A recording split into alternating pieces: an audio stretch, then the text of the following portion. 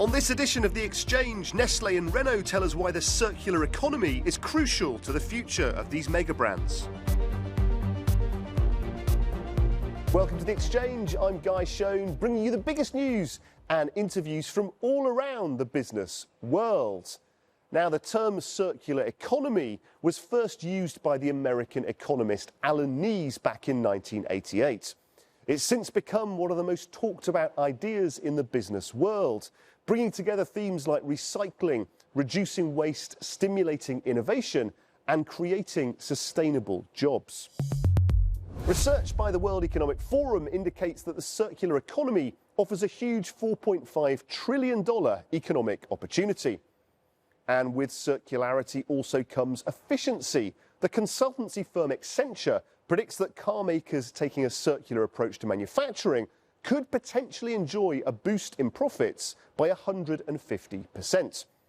While the International Labour Office estimates that transitioning to a circular economy could create 6 million jobs worldwide as companies get to grips with replacing traditional ways of making money by extracting, making, using and disposing.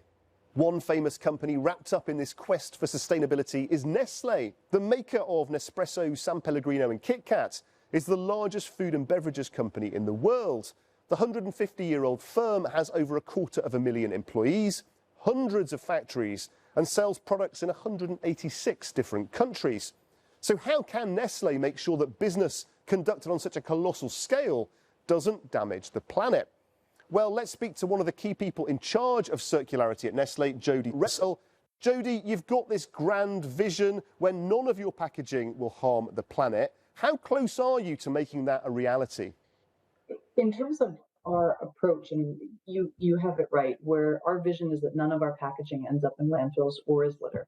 In terms of reduction, we're looking to reduce our use of virgin plastic, and we're on track to reduce by 1/3 by 2025. We have some really good examples today in the European Union where there's a harmonization exercise that's starting today on labeling and bins, as well as setting shared targets.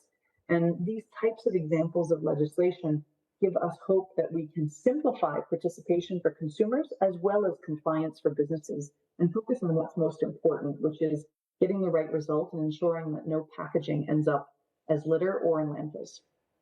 Thanks, Jody. Well, we'll certainly be keeping an eye on Nestlé to see if they can hit those targets.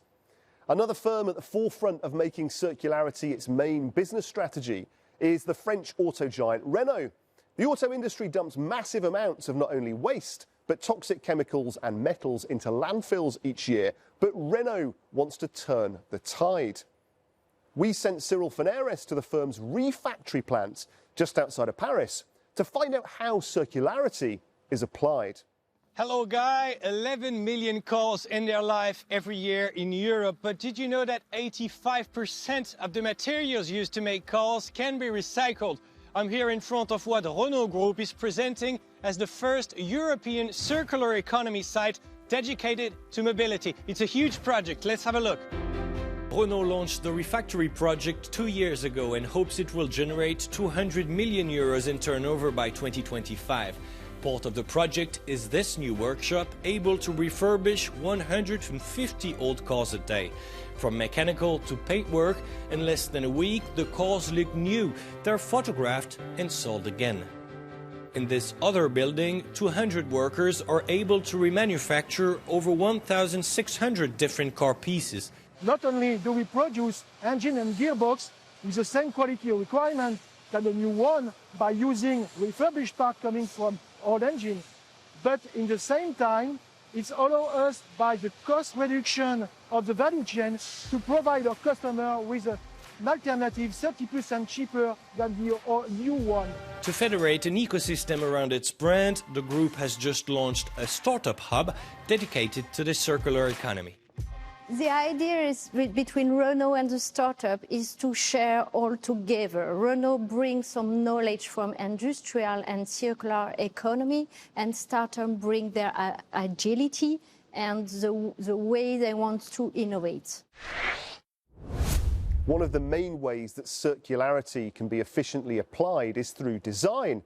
The Ellen MacArthur Foundation is a London-based charity committed to promoting and developing the circular economy.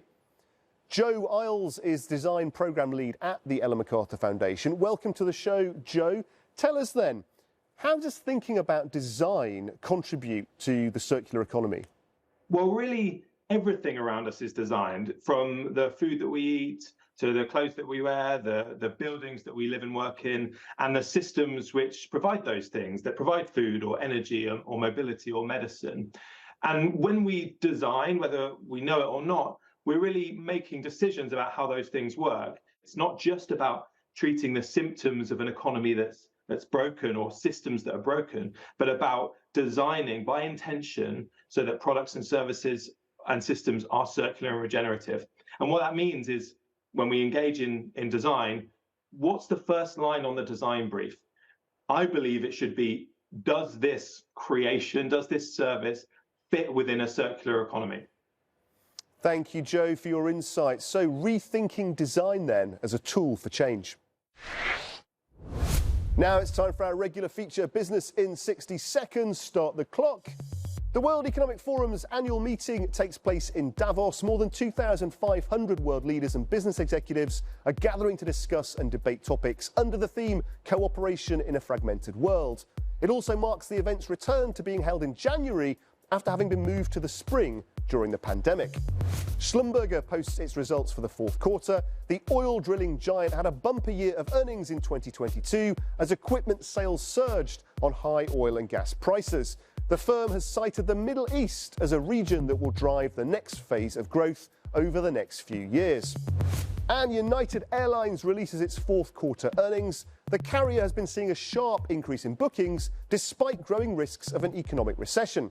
US airlines are enjoying the strongest consumer demand in 3 years. The reopening of travel and the strong dollar are encouraging more Americans to travel overseas, especially over the holiday season.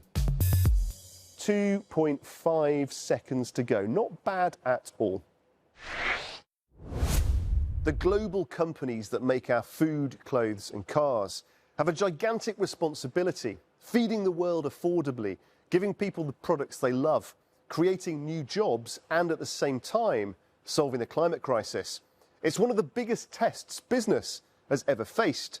And at a time when millions fear a lack of food, energy and security, boardroom leaders must surely do more to square the circle. Well, that's all we have time for on this edition of the show. Thanks for watching. Please do check out euronews.com for all your latest business news. And join us again next time on The Exchange.